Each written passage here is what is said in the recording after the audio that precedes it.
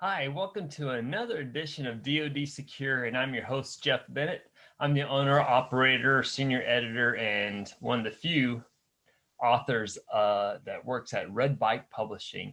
And I specialize in security clearances and how to perform on U.S. government classified contracts. So this is applicable for those of you who either are or desire to become an employee that works for a defense contractor or the U.S. government, or wants to start their own business and get a personnel or a facility security clearances for your employees and your business. And I've discussed those security clearances in the past, and we're going to move on. And this is applicable for security managers and, again, cleared employees performing on classified contracts.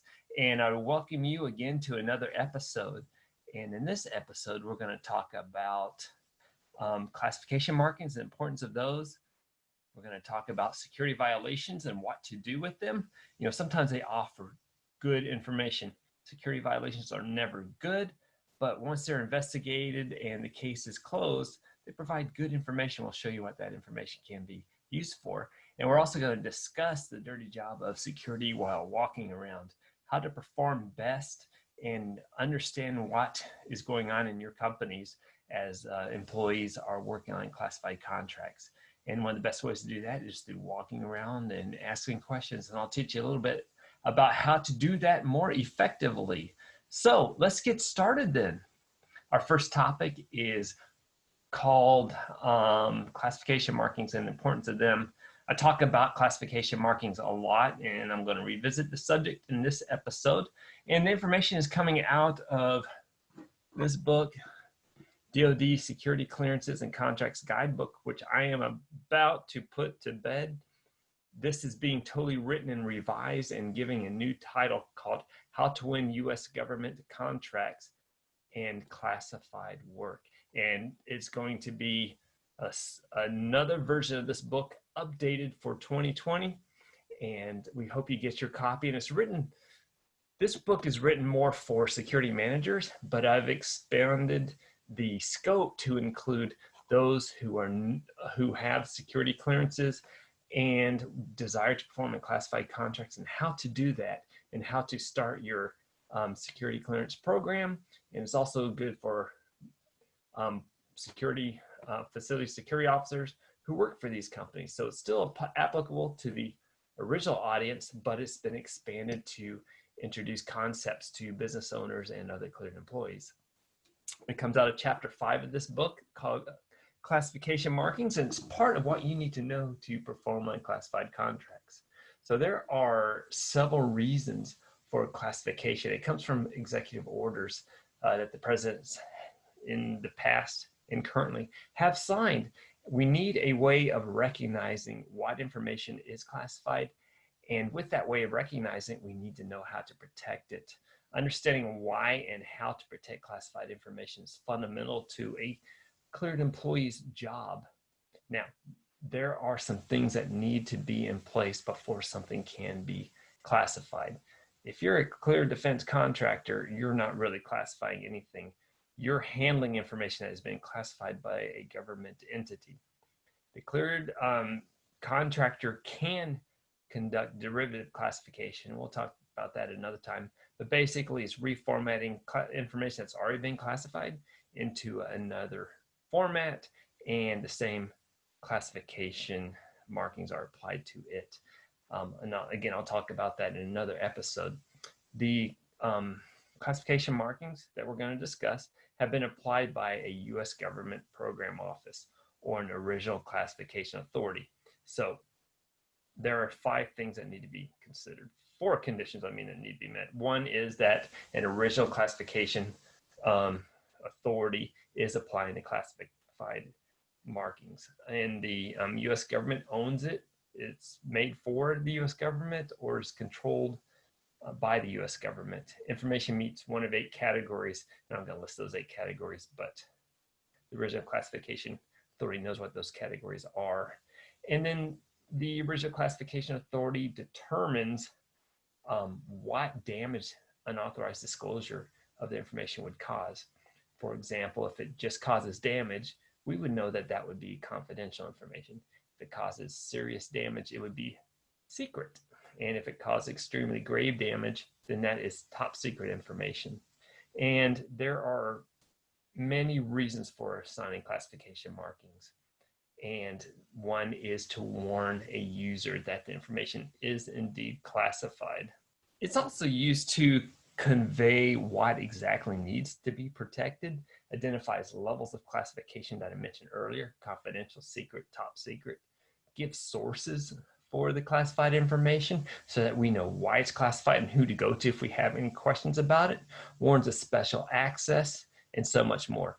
Now, if you have classified information, or perhaps a classified document or an item, it's going to be stamped on the top, bottom, front, and back, and the sides.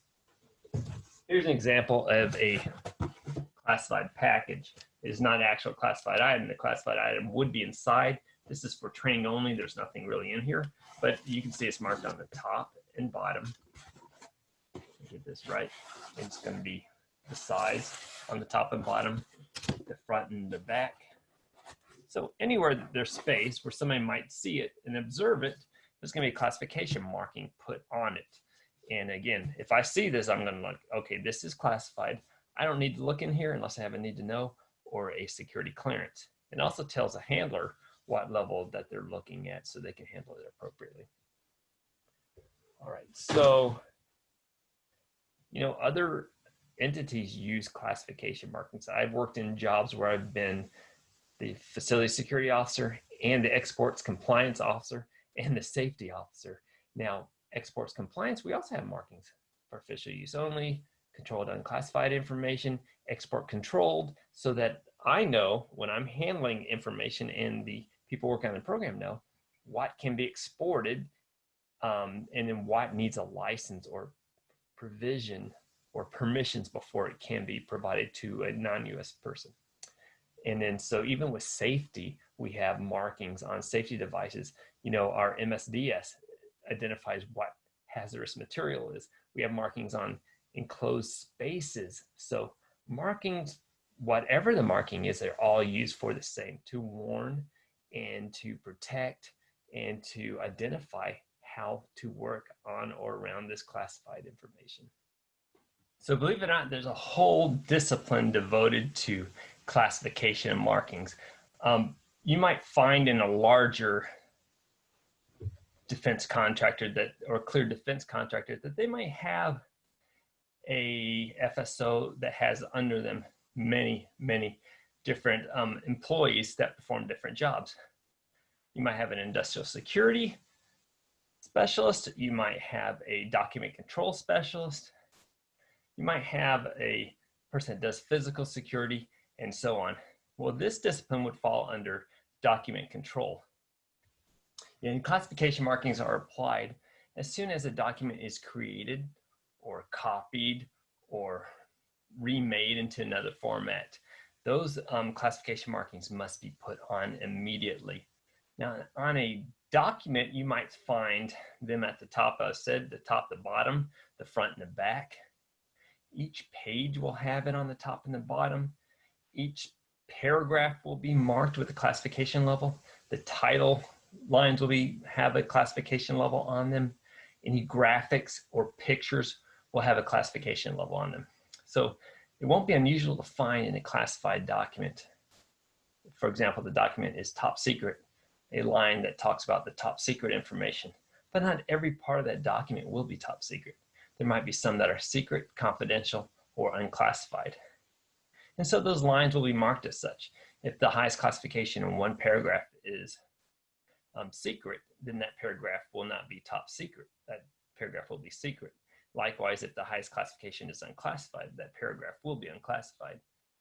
And same with photographs or tables or graphs. So each item in a document is classified at the highest level of classification within that item. But the overall document will be marked with the highest level of classification contained in that document. And so it's important that those people who are creating these documents mark them appropriately. And so when they're sent out of a facility, for example, if it goes to another location for a meeting, it will be marked appropriately according to that classification level. The receipts will indicate the classification level so that when it arrives at the receiving end, the person handling that reception will also ensure that that item is marked properly and provided to the cleared employee that is cleared to the appropriate level and has the need to know. So these classification markings play a huge role in how we protect classified information, and our employees who apply those markings and understand how to use those markings and are trained regularly on classification markings or recognizing them are doing the right things. We need to make sure they have the tools in place. Some of the training that a person who knows how to mark classified information might receive is annual security awareness training, derivative classifier training, insider threat training, and now, if you don't know where to get that training, some of it's available at the Defense Counterintelligence and Security Agency website, the DCSA. And also we have that training available at BennettInstitute.com, and there's some free training and other paid for training that you can register for and learn how to mark documents, learn how to protect documents, and it walks all through the NISPOM.